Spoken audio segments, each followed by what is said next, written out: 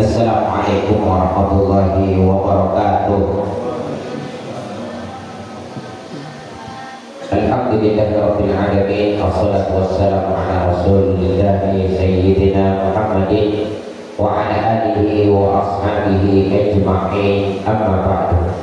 Rasul sallallahu alaihi wasallam bersabda dalam sebuah hadis yang diriwayatkan oleh sahabat Abu Hurairah yang ditulis oleh Imam Baihaqi dalam kitabnya Sunan Baihaqi. Rasul sallallahu alaihi wasallam bersabda, salatun, ada 3 golongan kata Nabi, da'watuhu la turaddu, yang mana doanya tidak mungkin ditolak oleh Allah Subhanahu wa taala. Jadi ada 3 golongan yang kalau dia meminta pasti dikabulkan. Maka hati-hati terhadap 3 ini. Siapa itu? Yang pertama kata Nabi sallallahu alaihi wasallam, imamun adil, yaitu pemimpin yang adil, pemimpin yang ketika menjalankan kepemimpinannya maka dia amanah, pemimpin yang ketika dia menjalankan jabatannya maka dia tidak menggunakan kekuasaannya untuk menzalimi orang lain. Sahabat Nabi Umar bin Khattab itu suatu ketika mendapat laporan dari rakyatnya terkait tentang salah seorang gubernurnya yang bernama Amr bin As. Jadi Amr bin As, sahabat Nabi juga, itu suatu ketika membuat masjid. Di area dekat masjid yang masuk area pembangunan masjid itu ternyata ada gubuk yang sudah tua, yang itu dapat merusak keindahan masjidnya. Karena Amr bin As ini kalau waktu bikin masjid ini megah, maka Amr bin As berusaha agar supaya rumah ini dihilangkan. Maka dia perintahkan orang agar supaya membujuk orang ini agar supaya rumah itu mau dirobohkan dan diganti rugi.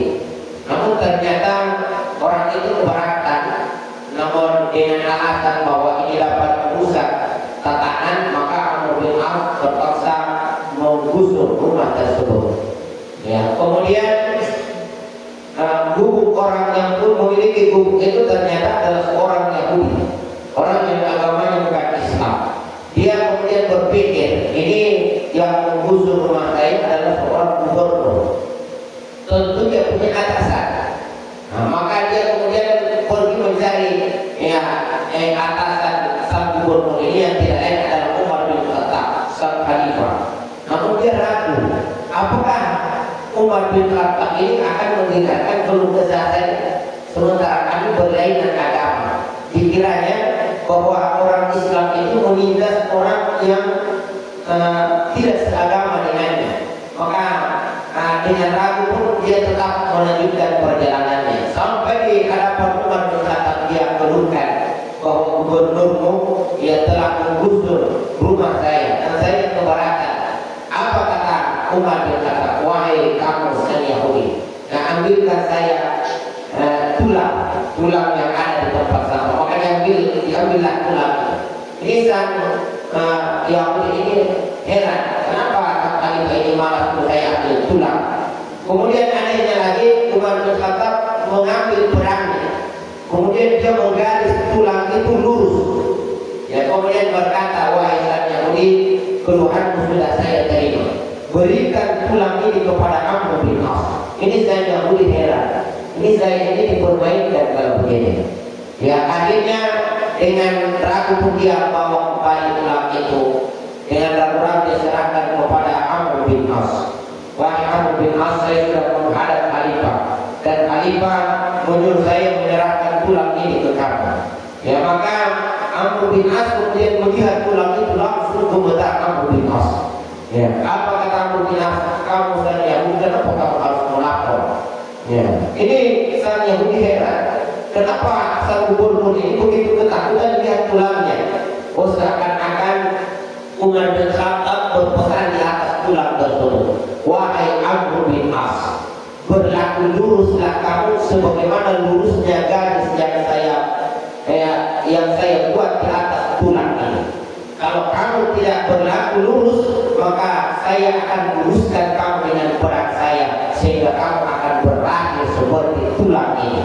Ya, maka pahamlah sang Yahudi, ternyata sang khalifah itu tidak menzaliminya, tidak membeda-bedakan apakah orang Islam maupun orang Yahudi, asalkan dia adalah rakyatnya maka dia akan berlaku adil. Maka sang Yahudi itu kemudian berkata, wahai Umar bin Khattab, ya kalau begitu apa kata Amr bin As, dia perintahkan bawahannya agar supaya membangun kembali hukum tersebut. Asalkan kamu kamu tidak mengajukan lagi, maka Amr bin As panggil bawahannya, bangunkan kembali hukumnya dan memberikan ganti rugi.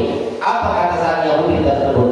Sekarang tidak lagi, wahai Amr bin As, saya ikhlas menyerahkan hukum saya. Bangunlah masjid di situ dan saksikanlah bahwa saya sekarang mengucapkan asyhadu an la ilaha illallah wa asyhadu anna Muhammadar Rasulullah. Jadi pemimpin yang adil itu adalah salah satu orang yang akan didengar doanya oleh Allah Subhanahu wa taala. Bahkan dalam hadis dikatakan sab'atun, ada 7 golongan, yudhilluhumullah, yang akan mendapatkan naungan Allah. Yauma la dhilla illa dhilluhu, yang hari di mana tidak ada naungan kecuali naungan Allah.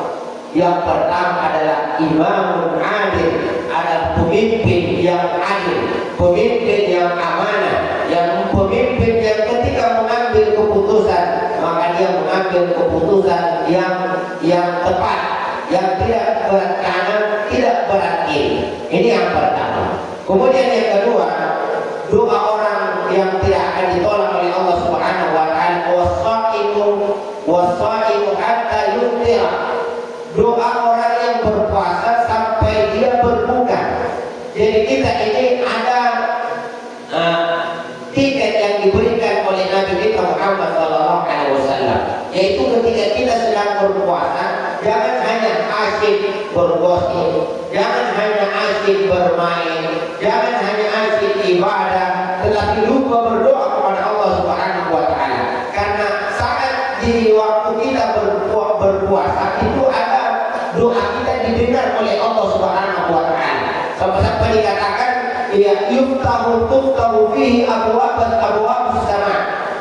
Tuftahu fiha abwaabus sama. Sampai pintu akan dibuka oleh Allah Subhanahu wa taala. Maka manakala kita berdoa di waktu kita sedang berpuasa tersebut, maka kata ulama di situ tidak dijelaskan kapan, tetapi yang jelas bahwa di saat orang berbuka, baik di waktu pagi ketika kita sedang tadarusan, habis tadarus yang lupa berdoa kepada Allah Subhanahu wa taala. Ketika usai sholat 5 waktu, jangan lupa berdoa kepada Allah Subhanahu wa taala. Perbanyak doa di saat kita berpuasa, khususnya kata ulama menjelang berbuka puasa, karena di situ saat-saat orang lalai, di situ saat-saat orang asyik memikirkan hidangan yang ada di depannya. Maka saat itulah ketika orang meminta, maka adalah saat yang paling didengar oleh Allah Subhanahu wa taala. La turaddu, kata Nabi, tidak akan ditolak permohonannya oleh Allah Subhanahu wa taala. Kemudian yang ketiga, doa yang tidak mungkin ditolak adalah doaul mazlum, doa orang yang terzalimi. Kata Nabi, ittaqu da'watal mazlum, takutlah kalian terhadap doa orang-orang yang terzalimi. Fa innahu ma bainahu wa bainallahi hijaban. Tidak ada hijab antara permohonannya dengan Allah Subhanahu wa taala. Manakala dia meminta, maka selesailah kita ini. Maka kita harus hati-hati. Hadis ini memperingatkan mereka, bukan mengingatkan mereka yang terzalimi supaya berdoa, tetapi memperingatkan mereka yang punya potensi untuk menzalimi agar supaya tidak menzalimi orang. Kenapa? Karena kapan orang yang terzalimi menggunakan fasilitasnya untuk meminta, berdoa dan dia doakan kita, maka akan dikabulkan oleh Allah Subhanahu wa taala. Maka kadang banyak sekali kesiangan yang kita temui dalam hidup ini, itu karena mungkin ada orang yang kita tidak sadari telah kita zalimi dan dia berdoa keburukan terhadap kita. Makanya hati-hati hati kata Nabi terhadap doa mereka, karena doa mereka didengar oleh Allah Subhanahu wa Ta'ala. Makanya doa ini diperingatkan kepada kita semua. Ya, hadis ini peringatan kepada kita semua agar supaya hati-hati dalam menjalani hidup ini. Jangan sampai ada tindakan kita yang termasuk menzalimi orang lain. Dan bagi mereka yang merasa terzalimi, ketahuilah bahwa ketika engkau terzalimi, jadi ketika kita merasa terzalimi, maka pada saat itu kita punya tiket doa yang kapan doa itu kita pakai meminta akan dikabulkan oleh Allah Subhanahu wa Ta'ala. Tapi kesempatan itu cuma satu kali. Artinya bahwa jangan salah gunakan kesempatan itu. Maksudnya apa?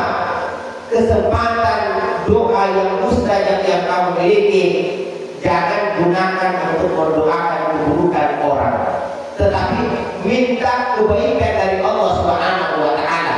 Makanya Nabi mengajarkan kepada kita, manakala kita mendapatkan masalah dalam hidup ini, mendapatkan musibah dalam hidup ini, tidak usah sibuk-sibuk mendoakan keburukan orang, tetapi mintalah kepada Allah, Allahumma ajirni fi musibati wa akhlifni khairan minha. Ya Allah, berikan pahala atas musibah yang aku derita ini, wa akhlifni khairan minha, dan berikan saya ganti yang lebih baik. Karena Rasul sallallahu alaihi wasallam mengatakan siapa yang mengucapkan doa ini, maka Allah pasti akan ganti dengan ganti yang lebih baik. Agama tidak mengajarkan kita untuk mendoakan buruk orang lain meskipun ada kesempatan diberikan oleh Allah Subhanahu wa Ta'ala. Karena kata Allah, orang yang terzalimi manakala dia berdoa, maka akan cepat diangkat doanya naik ke langit, tuftahu biha abwabus sama, dan akan terbuka langsung pintu langit disebabkan karena doa itu. Dan Allah akan berkata, wa qala Rabb, dan Allah berkata, bi'izzati, karena kemuliaanku, maka saya akan tolong kamu dan saya akan balas orang-orang yang menzalimimu entah hari ini atau di masa yang akan datang. Artinya bahwa kalau orang itu berdoa ya karena terzalimi, maka pasti akan Allah kabulkan, entah hari itu ataukah di waktu-waktu yang lain. Intinya hati-hati kalau ada orang yang kita zalimi dan dia doakan kita, maka tunggu akan ada nanti ya bala yang akan menimpa kita disebabkan karena doa itu. Karena kalau doa itu sudah terucap, maka dia sudah tercatat, tinggal pengabulannya menunggu keputusan Allah Subhanahu wa Ta'ala. Maka kata Nabi, ittaqu da'watal mazlum, takutlah kamu terhadap doanya orang-orang yang terzalimi, karena ma bainahu wa bainallahi hijaban, karena tidak ada batas antara dirinya dengan Allah Subhanahu